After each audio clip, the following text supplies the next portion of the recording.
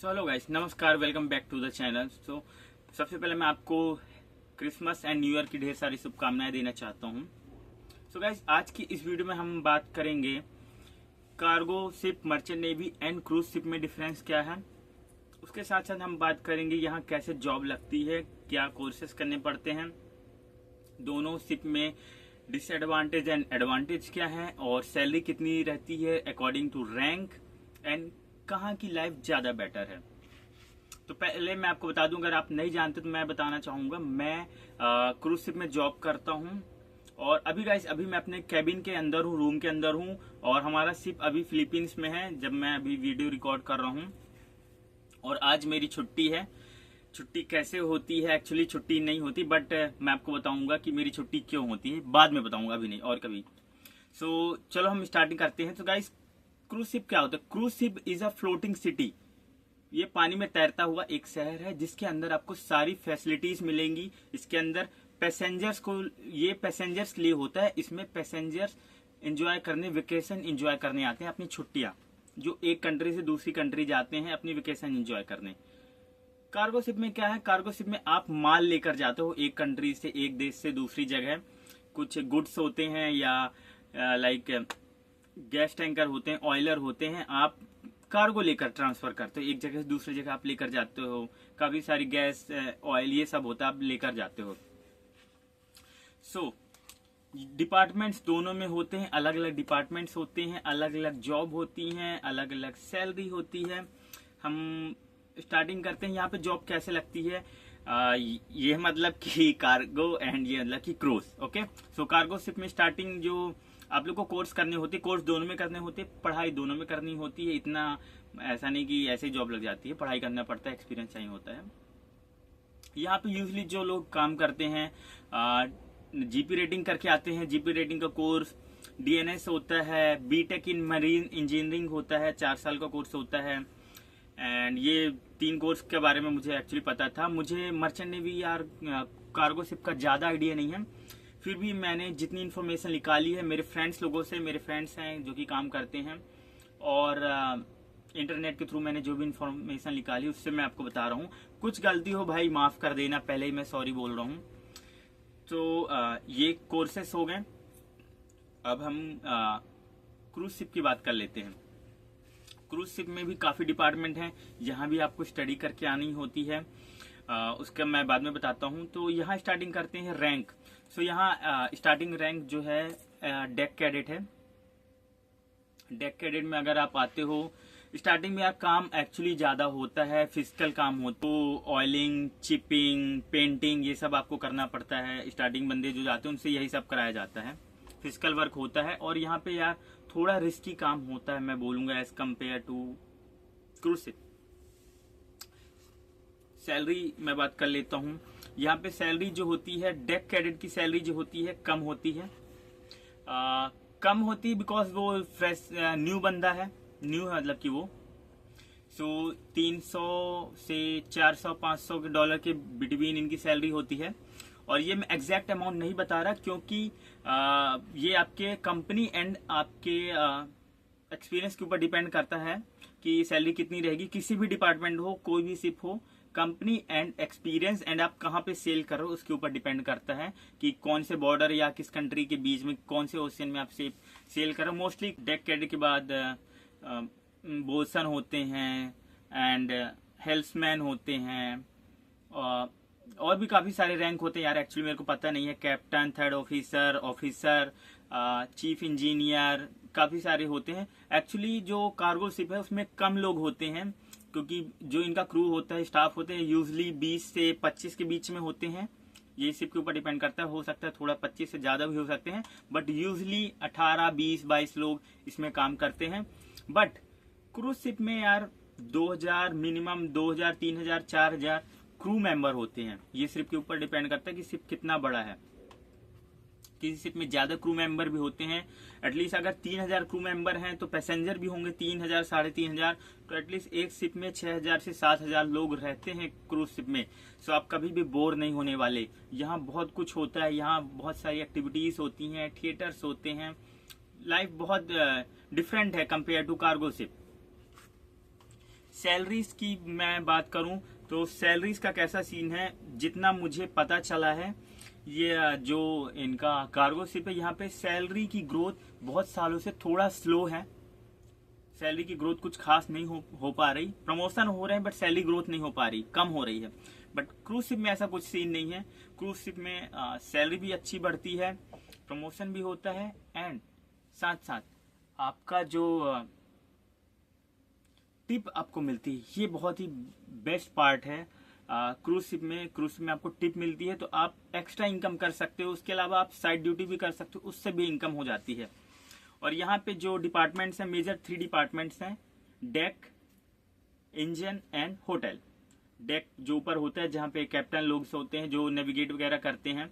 Engine engineers होते हैं जो कि शिप को चलाने में इंजन रूम में रहते हैं, इंजीनियर होते हैं। इसके बाद होटल डिपार्टमेंट में आपको पता है बहुत सारे डिपार्टमेंट आते हैं। मैं सारे डिपार्टमेंट्स की बात करता हूँ, मोस्टली अभी जो मुझे याद है मैं आपको बता रहा हूँ। फ्रंट ऑफिस होता है जैसे कि लैंड में होता है, सेम यहाँ भी है। फ्रंट ऑफिस आपका गैली है, kitchen and F&B service and housekeeping. ये मोस्ट जो 4 मेजर डिपार्टमेंट होते हैं। सो ये 4 डिपार्टमेंट हैं। इनके अंदर आपने इंडिया में कहीं भी काम किया, आपने किसी भी 4 स्टार 5 स्टार में काम किया, आपको यहाँ जॉब मिल जाएगी। आपके पास एटलीस्ट 2 ईयर का एक्सपीरियंस होना चाहिए, उसके बाद आपको यहाँ जॉब मिल जाएगी। इसके बाद और भी बहुत डिपार्टमेंट है जैसे कि एंटरटेनमेंट है, सैलून है, स्पा है। एंटरटेनमेंट के अंदर भी काफ़ी सारे आगे, जैसे कि थिएटर में लोग काम करते हैं, म्यूजिशियन है, डांसर हैं, सिंगर हैं, लाइट टेक्नीशियंस हैं। स्पा के अंदर मसाज थेरेपिस्ट है, ब्यूटिशियन है, नेल टेक्नीशियन है। इसके बाद जिम इंस्ट्रक्टर है, फिटनेस ट्रेनर है। कैसीनो एक डिपार्टमेंट है, कैसीनो के अंदर काफ़ी सारी जॉब्स हैं। इसके साथ साथ रिसेप्शन और ये होटल के मैंने बता दिए। मतलब कि आपने यार इंडिया में कहीं भी किसी भी चीज़ में काम किया है ना, यहाँ आपको जॉब मिल जाएगी। बट आपके पास प्रॉपर एक्सपीरियंस होना चाहिए, आपकी इंग्लिश ठीक होनी चाहिए। यहाँ बहुत डिपार्टमेंट है, बहुत अपॉर्चुनिटीज़ हैं क्रूज शिप में, बट कार्गो शिप में इतनी अपॉर्चुनिटीज़ नहीं है। यहाँ बहुत अपॉर्चुनिटीज़ हैं। मैं ऐसा नहीं बोलूँगा कि क्रूज शिप ज़्यादा बेटर है, but for me cruise ship actually better है। क्योंकि रीज़न मैं आपको बताता हूँ। मैं डिसएडवांटेज एंड एडवांटेज की मैं चलता हूँ। गला सूख रहा है, फेंटा। सो डिसएडवांटेज कार्गो शिप में क्या है इनका, क्योंकि आपको पता है ये कार्गो लेकर जाते हैं तो एटलीस्ट 10 दिन, 15 दिन, 20 दिन, कभी कभी 25-25 दिन ये सिर्फ सी में ही रहते हैं। इनको लैंड देखने को भी नहीं मिलता। ये थोड़ा डिसएडवांटेज है। क्योंकि सपोज आपको कुछ इमरजेंसी है आपके घर में, आपको कॉल आता है, तो यार आप घर नहीं जा सकते। आप इन बिटवीन आप सी में हो, आप घर नहीं जा सकते कुछ भी मेडिकल। जब आप पोर्ट में आपका जहाज लगेगा तब आप घर जा पाओगे। घर जाने को मिलता है ऐसा कुछ नहीं मिलता, बट यार जब आप पोर्ट में पहुंचोगे एटलीस्ट तब जा पाओगे ना। क्रूज शिप का कैसा सीन है, क्रूज शिप में डेली न्यू पोर्ट आता है। डेली नहीं तो किसी शिप में 2 दिन में आता है, कभी किसी शिप में 3 दिन में आता है, बट एटलीस्ट हमको 1-2 दिन में पोर्ट मिलता है। मेरे शिप में यूजुअली 1 दिन में पोर्ट आता ही है, तो मैं डेली न्यू कंट्री और न्यू सिटी देखता हूँ। सो आप इसमें अगर आपको कुछ भी इमरजेंसी है क्रूज शिप में तो आप घर जा सकते हो, आप छुट्टी लो और आप घर जाओ, रिटर्न आ सकते हो आप। कार्गो शिप में ये थोड़ा पंगा है।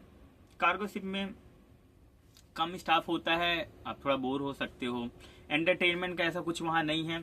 इसमें एंटरटेनमेंट का बहुत कुछ है क्रूज शिप में। आप कभी बोर हो रहे हैं, आप रेस्टोरेंट चले जाओ, बहुत सारे रेस्टोरेंट्स होते हैं इसके अंदर, 8-10 रेस्टोरेंट होते हैं। आप जाओ वहाँ खाना खाओ, मील एंजॉय करो। आपको पे करना पड़ता है, ऑब्वियस सी बात है, पे करना पड़ेगा। तो आप अपना कार्ड टैप करो और पे करो, खाओ, बट उसमें भी डिस्काउंट होता है। बट दोनों शिप में रहना खाना फ्री है, ये मत सोचना कि पे करना है। रहना खाना फ्री है, बट मैं बता रहा था, अगर एक्स्ट्रा आपको कुछ खाना है तो आप रेस्टोरेंट जा सकते हो क्रूज शिप में। कार्गो में ऐसा नहीं है। डिफरेंट नेशनैलिटीज के साथ आप काम करते हो, उनका कल्चर एक्सप्लोर करते हो, डिफरेंट कंट्रीज जाते रहते हो। सो वो एक्सपोजर आपको मिलता है।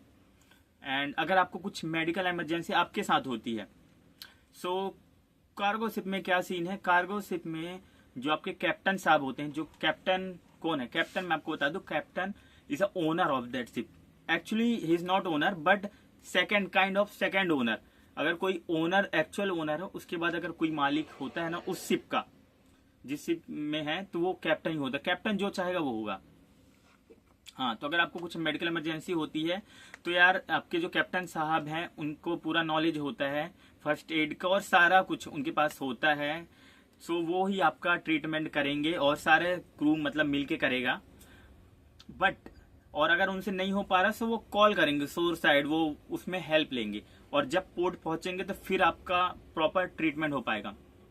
क्रूज शिप में हॉस्पिटल होती है, क्लिनिक होता है शिप के अंदर ही।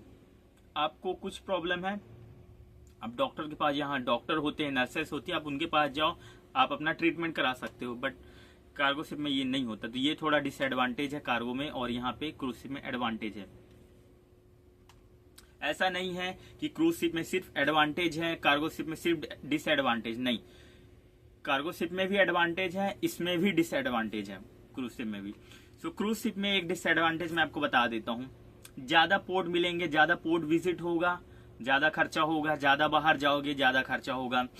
दोनों में वाईफाई रहता है, कार्गो शिप में थोड़ा वाईफाई स्लो रहता है, क्रूज शिप में वाईफाई रहता है, अच्छा रहता है। अच्छा क्यों रहता है? बिकॉज यहाँ पैसेंजर रहते हैं, तो लोगों पैसेंजर का भी देखना है, तो पैसेंजर भी परचेज करते हैं, हमें भी वाईफाई परचेज करना पड़ता है और वाईफाई बहुत महंगा होता है एज कम्पेयर टू लैंड, बहुत महंगा होता है वाईफाई, बट खरीदना पड़ता है। व्हाट्सएप यूज करने के लिए फ्री होता है, व्हाट्सएप में चैट वगैरह आप कर सकते हो, बट बाकी के लिए वाईफाई खरीदना पड़ता है और उतनी खास स्पीड नहीं होती जैसे कि हम घर में अपना 5G स्पीड यूज करते हैं। 5G से यहाँ थोड़ा स्पीड कम होती है, बट ठीक है।